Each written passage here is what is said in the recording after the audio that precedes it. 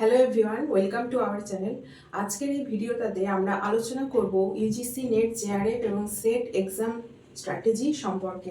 Exam আমরা কিভাবে preparation নেব, যারা তোমরা বিগিনার্স, যারা নতুন এক্সাম দিচ্ছ, এবং এর সাথে কিছু ইউজফুল টিপস আমরা আলোচনা করব। তো এই নিয়ে এক্সাম প্রিপারেশন স্ট্র্যাটেজি নিয়ে তোমাদের মধ্যে কেউ কেউ ভিডিও বানাতে বলেছিল এর আগেও, কিন্তু বিষয় হচ্ছে আমি খুব একটা ভালো বক্তা নই এবং তার সাথে বিভিন্ন কাজ এবং ঠিকঠাক সময় না হয়ে ওঠার জন্য আমি খুব একটা ভিডিও দিতে পারি না।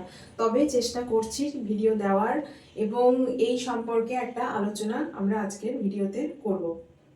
তো প্রথমে আমরা এই যে নেট জেআরএফ প্রিপারেশন, তার আগে স্কোপটা কি সেটা নিশ্চয়ই তোমরা কম বেশি জানো, তাও আমি একটু বলে দিচ্ছি যে স্কোপ হচ্ছে, এখানে তুমি যদি জেআরএফ ক্লিয়ার করো বা নেট ক্লিয়ার করো তাহলে পরে পিএইচডি বা রিসার্চের দিকে যেতে পারো, এবং তারপরে অ্যাসিস্ট্যান্ট প্রফেসর সিএসসি বা কলেজ সার্ভিস কমিশন যে এক্সাম হয়, এক্সামের থ্রুতে তুমি অ্যাসিস্ট্যান্ট প্রফেসর হিসাবে যুক্ত হতে পারো। তো এছাড়াও বিভিন্ন যে ইন্ডিভিজুয়ালি যে ইউনিভার্সিটিগুলোতে ভ্যাকেন্সিস বের হয়, সেখানেও তুমি ইন্টারভিউ থ্রুতে অ্যাসিস্ট্যান্ট প্রফেসর হিসাবে জয়েন করতে পারো। তাছাড়াও যে সমস্ত টিচার্স ট্রেনিং ইনস্টিটিউশনগুলো আছে, যেমন ধরো বিএড আছে, এমএড আছে, তো সেখানে যদি তোমার সাবজেক্টে নেট কোয়ালিফায়ার তুমি থাকো, নেট বা সেট, এবং তার সাথে যদি এমএড থাকে, তাহলে কিন্তু তুমি বিভিন্ন গভর্নমেন্ট বা প্রাইভেট টিচার্স ট্রেনিং ইনস্টিটিউশনগুলোতে যুক্ত হতে পারো। এছাড়াও কিছু কিছু প্রজেক্ট বেসড কাজ থাকে যেখানে এলিজিবিলিটি হিসাবে নেট বা সেট চাওয়া হয়।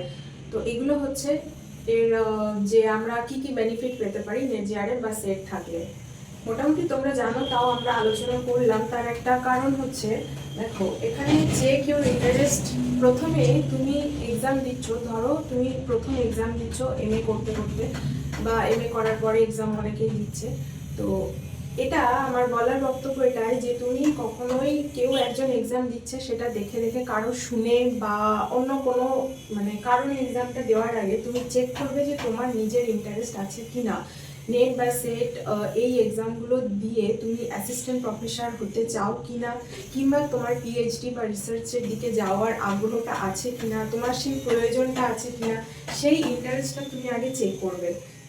অনেকেই হতে পারে যে কম্পিটিটিভ এক্সাম দিয়ে অন্যান্য ফিল্ডে যাওয়ার ইচ্ছা থাকে, বা বিভিন্ন জনের বিভিন্ন রকম ইন্টারেস্ট থাকে। তো তুমি সবার আগে তোমার ইন্টারেস্টটা চেক করো যে তুমি কম্পিটিটিভ ফিল্ডে যেতে চাও নাকি এই টিচিং ফিল্ডে, টিচিংয়ের মধ্যে তুমি অ্যাসিস্ট্যান্ট প্রফেসর অর্থাৎ কলেজ বা ইউনিভার্সিটি লেভেলের টিচিং চাও নাকি স্কুল লেভেলের চাও। তো সেই ইন্টারেস্টটা আগে দেখো ভালো করে, তোমার নিডটা দেখো। কারণ শুধুমাত্র একটা এক্সাম দিতে গিয়ে বছরের পর বছর সময় নষ্ট করা এই বর্তমান পরিস্থিতিতে খুব একটা প্র্যাকটিক্যাল বিষয় নয় এটা। তার জন্যই এই কথাটা বলা। এবার আমরা আসি how to prepare for UGC net JRF. তো কিভাবে আমরা প্রিপারেশন নেব।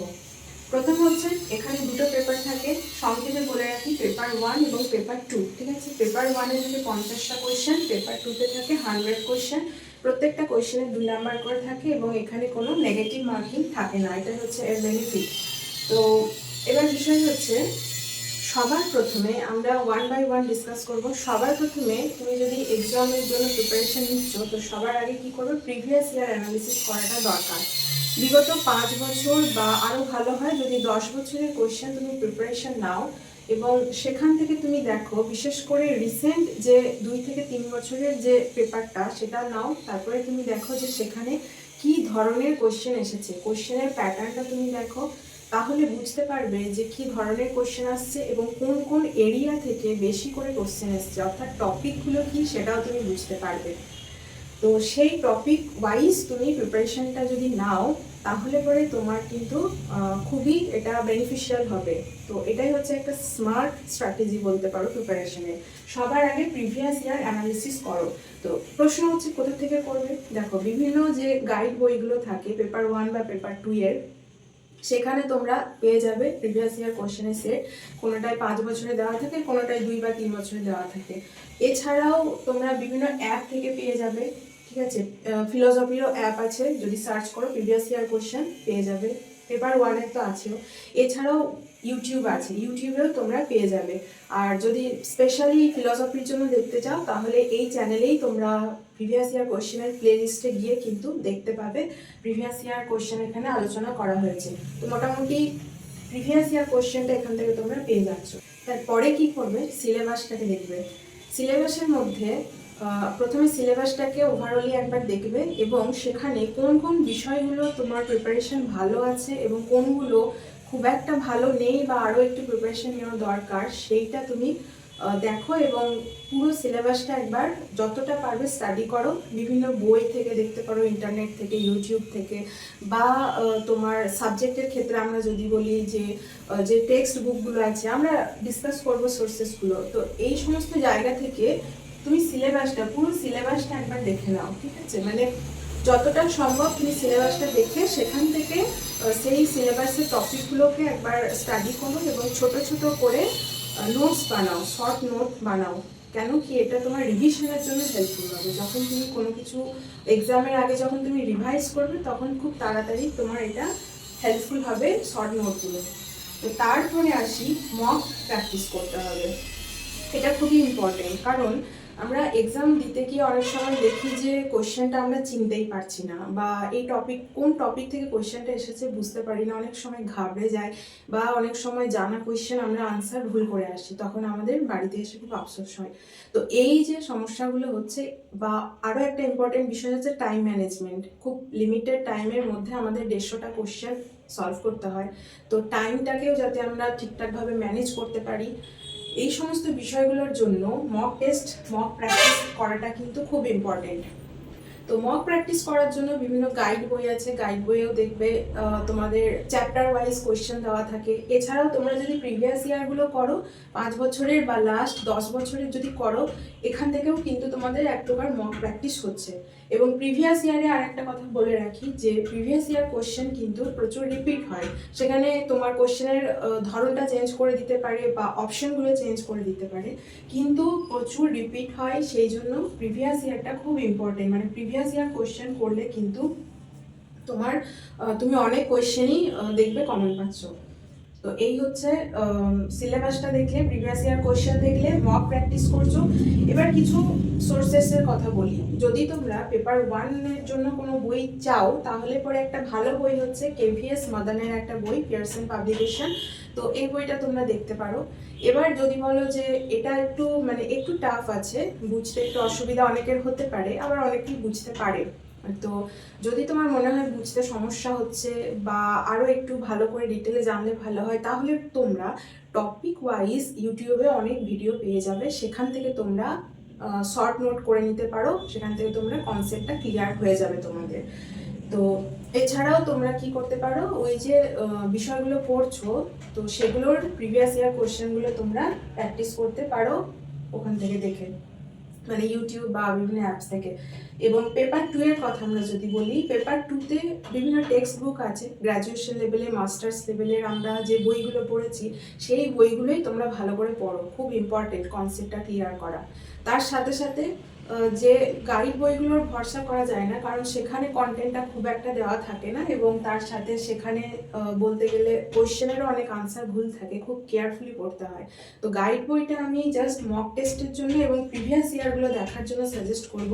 কিন্তু যে ডিটেলে যদি কনসেপ্টটা জানতে হয়, তাহলে পরে তোমরা পেপার 2-তে কী করবে, বিভিন্ন টেক্সট বইগুলো দেখবে। তাছাড়াও তোমরা ইন্টারনেটের হেল্প নিতে পারো। আমার চ্যানেলেও কিছু কিছু ভিডিও আছে, দেখতে পারো। যদিও কনসেপচুয়াল ভিডিও কম আছে, কিন্তু কিছু কিছু পেয়ে যাবে। তো এই হচ্ছে যে তোমরা কোথা থেকে বিষয়গুলো পড়বে। এবার কিছু শর্ট টিপস আমরা আলোচনা করি। প্রথম হচ্ছে, যদি আমাদের বিভিন্ন কনসেপ্টগুলো মনে রাখতে সমস্যা হয়, তো সেক্ষেত্রে কি করবে, বিভিন্ন শর্ট ট্রিক্স ইউজ করবে, ঠিক আছে? বিভিন্ন শর্ট ট্রিক্স বা স্টোরি, এইগুলো দিয়ে তোমরা যে সমস্ত, ধরো বইয়ের নাম, অথরের নাম, তারপরে আরও বিভিন্ন থিওরিগুলো আছে, এগুলো আমাদের অনেক সময় মনে থাকে না। তো বিভিন্ন শর্ট ট্রিক তোমরা ইউজ করে এগুলো মনে রাখতে পারো। আর বিষয় হচ্ছে, পেপার 1-এর ক্ষেত্রে আমাদের অনেকেরই, যাদের ধরো ম্যাথ খুব ভালো, তো সেক্ষেত্রে তো খুবই ভালো। আর অনেকেই, যেমন আমার মতন অনেকেই আছে যাদের ম্যাথটা খুব একটা স্ট্রং নয়, তো সেক্ষেত্রে তোমরা ম্যাথ পোর্শনটাকে বাদও দিতে পারো। কারণ ওখানে যদি তোমরা 5টা কোয়েশ্চেন বাদও দাও, বাকি এখনও তোমাদের 45টা কোয়েশ্চেন থাকছে। তো সেটা যদি তোমরা ভালো করো, তাহলেও তোমরা অনেকটা কভার করতে পারবে, এবং তার সাথে অবশ্যই পেপার 2টাকে ভালো করতে হবে।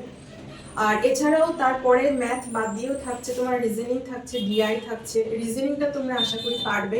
আর ডিআই এর ক্ষেত্রে আমি বলবো যে ডিআইটা যদি দেখো যে ডিআইটা প্র্যাকটিস করে যাও, কিছু প্রিভিয়াস ইয়ারের ডিআই কীরকম এসেছে মানে ডেটা ইন্টারপ্রিটেশন, সেগুলো তোমরা দেখো এবং সেগুলো প্র্যাকটিস করো। প্র্যাকটিস করলে পারবে। আর যদি দেখো বাই চান্স যে এক্সামের মধ্যে এমন ডিআই এলো যেটা তুমি ধরতে পারছো না যে কিভাবে সলভ করবে, তাহলে কিন্তু ওই কোয়েশ্চেনটাকে নিয়ে কখনোই বসে থাকবে না, কারণ এখানেই সময়টা অনেকের নষ্ট হয়। তো এটাও আমার নিজেরও হয়েছিল, এই এক্সপিরিয়েন্স থেকে আমি বলছি। তো ডিআইটা যদি দেখো পারছো তাহলে করো, আর যদি না পারছো তাহলে ছেড়ে দাও। 5টা কোয়েশ্চেন তুমি ছেড়ে দিলেও কোনো সমস্যা নেই। তারপরে তুমি reading comprehension, research aptitude, teaching aptitude, EVS, তো এছাড়াও লজিক্যাল রিজনিং যেটা তোমার সাবজেক্টের সাথে রিলেটেড, ফিলোসফির সাথে রিলেটেড, তো এইগুলো তুমি করো। তাহলে দেখবে একটা ঠিকঠাক টাইমের মধ্যে তুমি পেপার 1টাকে কমপ্লিট করতে পারছো এবং তারপরে পেপার 2টাকেও ঠিকঠাকভাবে টাইমটাকে মাথায় রেখে কমপ্লিট করতে হবে। আর পেপার 2 এর ক্ষেত্রে বলবো যে আমাদের কি হয়, ইন্ডিয়ান ফিলসফি, ওয়েস্টার্ন ফিলসফি, এইগুলো মোটামুটি আমাদের জানা থাকে, লজিকটাও আমরা বুঝতে পারি। সমস্যা হয়ে যায় অ্যানালিটিক ফিলসফি, ওয়েস্টার্ন এথিক্স, এই সমস্ত কিছু আনকমন বিষয়গুলো, বা কন্টেম্পোরারি ইন্ডিয়ান ফিলসফিতেও অনেকের সমস্যা হয় কিছু কিছু ফিলসফারকে বুঝতে। তো সেক্ষেত্রে আমি বলবো ওই বিষয়গুলোকে তোমরা বেশি করে ফোকাস করো। যদি কনসেপ্টটা ক্লিয়ার না থাকে তাহলে বারবার ওই ইন্ডিয়ান ফিলসফি, ওয়েস্টার্ন ফিলসফিকে না পড়ে যেগুলো এখনো একটু আবছা ধারণা আছে সেইগুলোতে বেশি ফোকাস করো। যারা নতুন তাদের তো সবটাই পড়তে হবে, আর যারা এক্সাম দিচ্ছ তাদের ক্ষেত্রে আমি বলবো যে যে বিষয়গুলো হয়ে গেছে সেগুলোকে আপাতত রেখে যেগুলো এখনো প্রিপারেশন বাকি আছে সেইগুলো তোমরা ভালো করে প্রিপারেশন নাও। এবং যেগুলো পুরনো, যেগুলো নোট তোমরা করেছো সেগুলো অবশ্যই কিন্তু বারবার রিভাইজ করতে হবে। রিভাইজটাও খুব ইম্পর্টেন্ট একটা ফ্যাক্টর।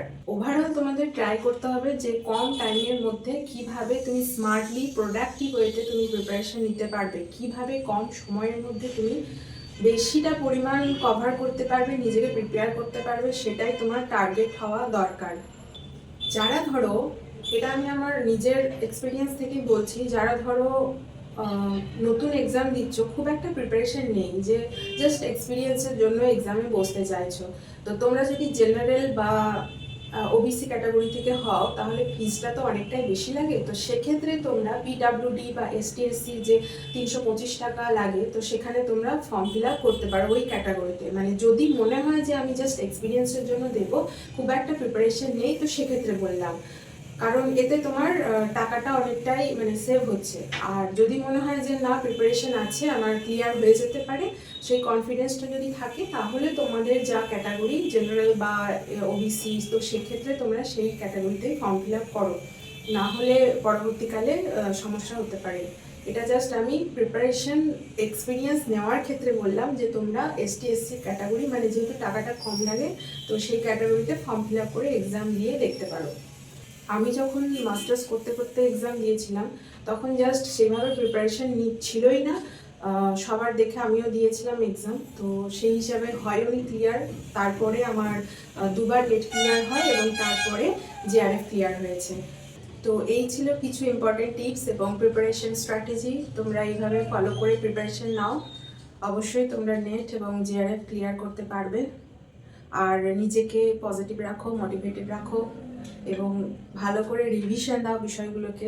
এখনো সময় আছে, সময় থাকতে ভালো করে জিনিসগুলোকে আরও প্রিপেয়ার করো, আরও ক্লিয়ারভাবে মাইন্ডের মধ্যে একটা ক্লিয়ার ইমেজ রাখো। মানে যে বিষয়টাকে পড়ে নিচ্ছ সেইটাকে মনে মনে ভেবে নিজেকে কোশ্চেন করে করে তার একটা ক্লিয়ার ইমেজ মাইন্ডের মধ্যে রাখো এবং অবশ্যই এমসিকিউ প্রিপেয়ার করো, প্র্যাকটিস করো। তাহলে পরে তোমরা দেখবে যে খুব সহজে এক্সামটা ক্লিয়ার করতে পারছো। এবং এই প্রিপারেশনটাকে একটা বার্ডেন হিসাবে দেখো না, বিষয়টাকে চেষ্টা করো, নতুন কিছু জানছো, শিখছো, এইভাবে একটা জয়ফুল ওয়েতে স্টাডি করো, তাহলে দেখবে অবশ্যই তোমরা এখানে সাকসেসফুল হতে পারবে। তো অল দ্য বেস্ট সবাইকে।